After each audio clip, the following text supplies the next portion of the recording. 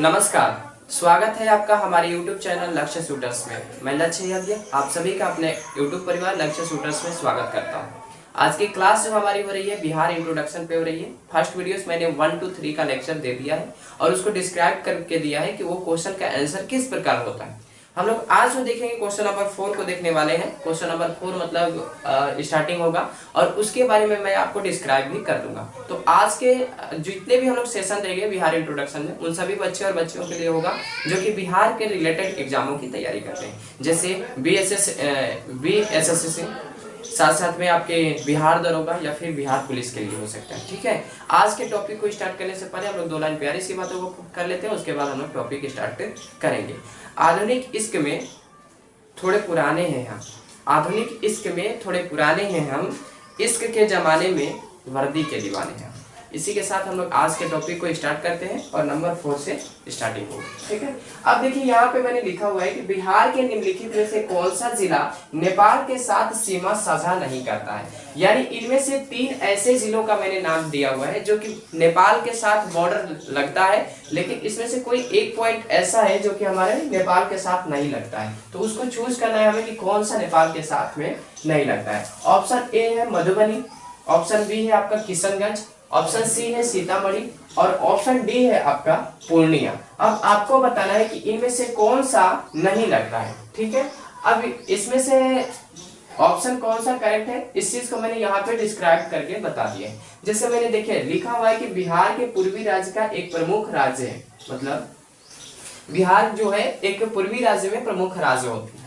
यह गंगा के मैदान के समृद्ध क्षेत्र में बसा है। यानी समृद्ध क्षेत्र कहने का मतलब क्या है, देखिए सबसे पहले मैं बता दूं आपका ये गंगा हो गई और गंगा के साइड का इलाका जो होता है ना फर्टिलाइजर इलाका होते हैं। यानी जिसको मैं हिंदी में कहूं तो उपज वाला हिस्सा होता है। उपज का मतलब क्या होता है, यहाँ पे ज्यादा अनाज उगाए जाते हैं या फिर होते हैं। ठीक है, अब देखिए इससे क्या होगा कि ज्यादा अनाज होने से क्या हमें होगा कि मतलब वहां पे जनसंख्या भी ज्यादा निवास करेगी, तो इसी को हम लोग समृद्ध क्षेत्र कहते हैं। अब देखिए मैंने यहाँ पे लिखा है कि बिहार का जो विस्तार है, विस्तार का मतलब एक्सपेंडिंग कितना है, तो 24 डिग्री 20 मिनट 10 सेकेंड से लेकर 27 डिग्री 31 मिनट 15 सेकेंड उत्तर में है। ध्यान दीजिएगा, मैंने कई बार बोला है कि ऐसे लिखा है तो उत्तर मतलब होता है। ठीक है, अक्षांश तथा 83 डिग्री 19 मिनट 50 सेकेंड से लेकर 88 डिग्री 17 मिनट 40 सेकेंड पूरब में है, पूरब के देशांतर के बीच है। ठीक है, इसका कुल क्षेत्रफल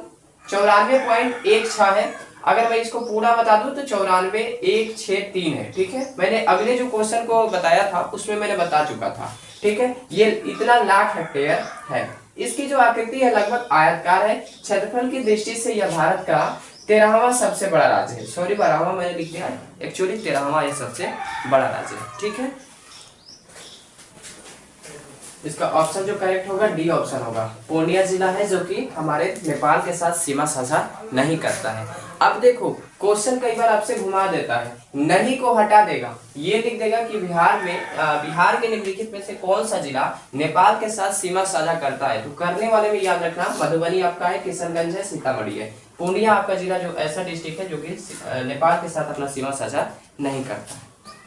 चलिए नंबर 5 पे चलते हैं। नंबर 5 क्या कहता है कि एक भारतीय राज्य के रूप में बिहार कब बना, यानी कि कब बना, यही चीज है। ये पूछा कब गया था, ASI के एग्जाम में पूछा गया था, PT में 2018 में। ठीक है, कि एक भारतीय राज्य के रूप में बिहार कब बना था। ऑप्शन है आपका 1911 में, ऑप्शन बी है 1912 में, ऑप्शन सी 1936 में या फिर ऑप्शन डी 2000 में। आपको बता दो 2000 में कई राज्य थे जो कि एक राज्य से अलग हो गए थे। जैसे यूपी से उत्तराखंड अलग हो गया था, बिहार से आपका झारखंड हो गया था, एक और कोई राज्य था जिससे कि एक राज्य अलग हुआ था। ठीक है, अभी मुझे उस राज्य का नाम नहीं याद है, लेकिन 3 ऐसे राज्य थे जिससे कि 3 राज्य अलग हो गए थे। तो ये तो नहीं हो सकता, कंफर्म हो गया है। अब देखिए 1911 में आपका दिल्ली में एक अधिवेशन भी चल रहा था जिस टाइम में जॉर्ज पंचम और मैडम क्यूरी जो इंग्लैंड की मैडम थी वो आई हुई थी। तो ये भी नहीं है, ये भी गलत है।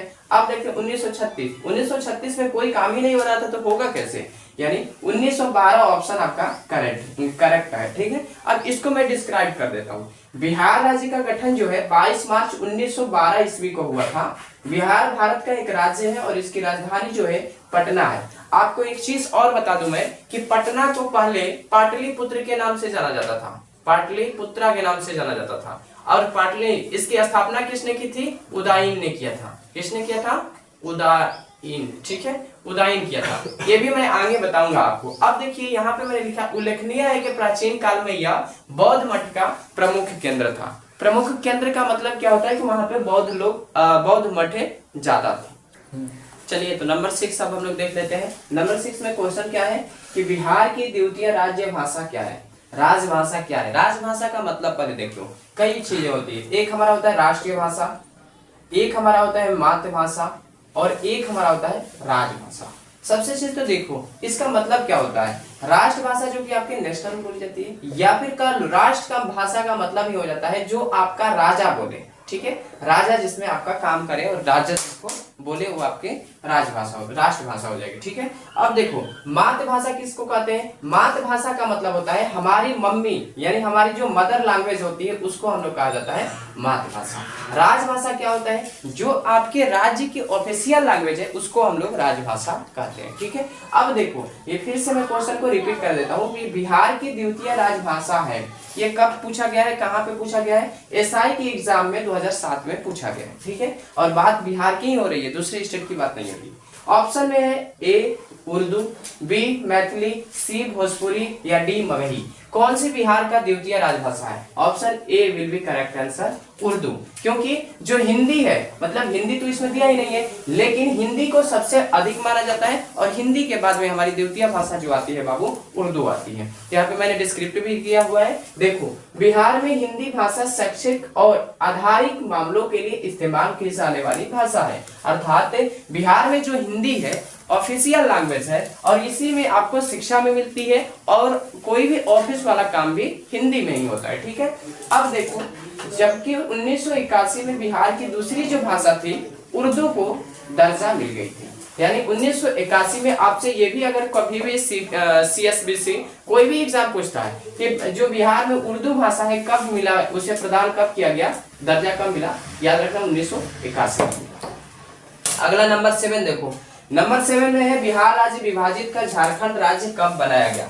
मुझे पता है बहुत लोगों को ये सवाल का आंसर पता होगा। ये CSBC यानी आपके बिहार पुलिस 2017 में पूछा गया था। ऑप्शन ए में है नवंबर 1999 में, ऑप्शन बी में है नवंबर 2000 में, option C November 2001, option D November 2002। आपको पता है option B will be correct answer November 2000 मतलब कर सकते हैं। अब देखो एक चीज मैं बता दूं, 3 स्टेट अलग हुए थे, 3 स्टेट, एक स्टेट से 3 स्टेट क्या हुए थे बाबू, अलग हुए थे। और मैं एक चीज बता दूं तुम्हें, सिर्फ डेट का फर्क है, सिर्फ डेट का फर्क रखना। यानी जैसे मान लो कि यहाँ पे है ना कि 15 नवंबर को झारखंड, तो ऐसे ही मतलब 9 नवंबर को उत्तराखंड, ऐसे सिर्फ हुआ था। बाकी जितने अगर राज्य की बात आती है कि कितने विभाजित हुआ था, तीनों का राज्य कहाँ पे मारना, 2000 पे टिक करना। जैसे यूपी से अगर आपको पूछे कि उत्तराखंड कब अलग हुआ था, डायरेक्टली मारना 2000 में। कब डेट अगर पूछता है 9 नवंबर 2000 को ये अलग हुआ था। ठीक है, इसी तरीके से मैंने कहा कि जितने ये 3 स्टेट से 3 स्टेट अलग हुए थे, ठीक है, तो इन तीनों को क्या बताना आपको, 2000। अब इसका डिस्क्रिप्शन सुनो। 15 नवंबर 2000 को बिहार राज्य का विभाजन कर झारखंड राज्य का गठन किया गया। इसकी जो राजधानी है बाबू रांची में है। झारखंड की जो सीमाएं उत्तर में बिहार है, पश्चिम में उत्तर प्रदेश है, या फिर यहाँ पे आप एक और नाम दे सकते हो, छत्तीसगढ़ नाम दे सकते हो। ठीक है, दक्षिण में उड़ीसा, पूर्व में पश्चिम बंगाल से सीमाएं लगाता है। देखो इसमें से आपको 2 पॉइंट याद रखना है। एक तो पहला डेट याद कर लिया, दूसरा इसकी सीमा जो है, राजधानी तो लगभग आपको पता होगी इसके सीमा याद रखना कि उत्तर में बिहार है, पश्चिम में उत्तर प्रदेश या फिर छत्तीसगढ़। अब देखो ऑप्शन में आपका कुछ भी दे सकता है, छत्तीसगढ़ भी दे सकता है, उत्तर प्रदेश भी दे सकता है, यहाँ कंफ्यूजन होना है, इसलिए दोनों को याद रख सकते हो। दक्षिण में आपका उड़ीसा, पूर्व में आपका पश्चिम बंगाल से सीमा लगाता है। चलिए तो अगले प्रश्न पे चलते हैं, नंबर 8 पे। नंबर 8 देखिए क्या है, निम्नलिखित में से कौन सा शहर बिहार के सबसे पूर्व में स्थित है, यानी सबसे ईस्ट में पूछा हुआ है।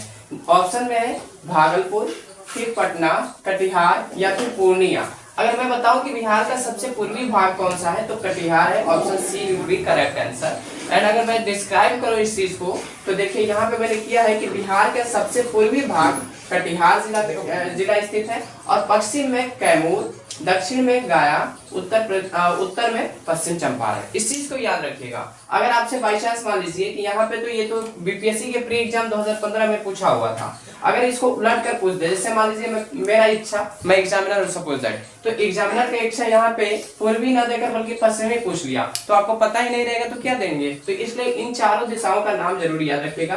पश्चिम में कैमूर, दक्षिण में गया, उत्तर में पश्चिम चंपारण और पूर्व में कटिहार। ठीक है, नंबर 9 पे आते हैं। बिहार राज्य में कितने जिले हैं? टोटल जिला अभी प्रेजेंट टाइम में आपको कितना है?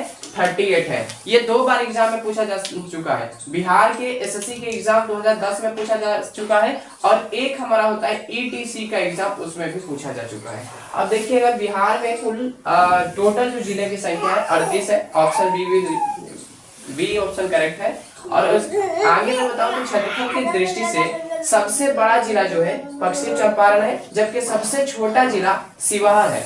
और एक चीज मैं आपको बता दूं, ये शिवहर शहर जो है मतलब जिला जो है, इसको ऑफिसर का जिला कहा जाता है। बिहार के सबसे अधिक ऑफिसर पैदा होने वाले इसी जिले में है। बिहार में विधानसभा सदस्यों की कुल संख्या कितनी है?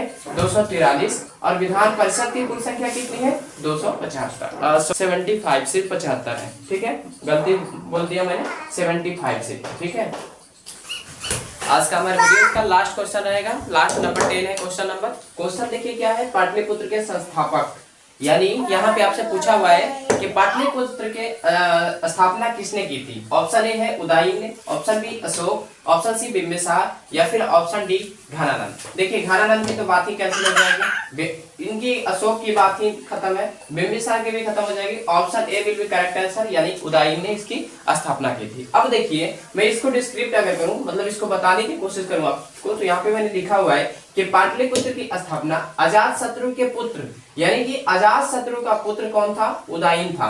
आपको ये भी पता होना चाहिए कि इन्हीं लोगों में मतलब कुड़क की भी उपाधि ली हुई थी। ठीक है, उदयन ने की थी, और गंगा तथा सोन नदी के तट पर इसकी स्थापना कर राजधानी बनाया था। यानी अगर कोई आपसे पूछता है कि पाटलिपुत्र की स्थापना किन 2 नदियों के संगम पे हुआ था, तो गंगा और सोन नदी के संगम पे हुआ था। और इसकी स्थापना करके उसने क्या किया? जब इसने स्थापना कर दी पाटलिपुत्र की, तो वहां पे अपना कैपिटल यानी अपनी राजधानी बना दी।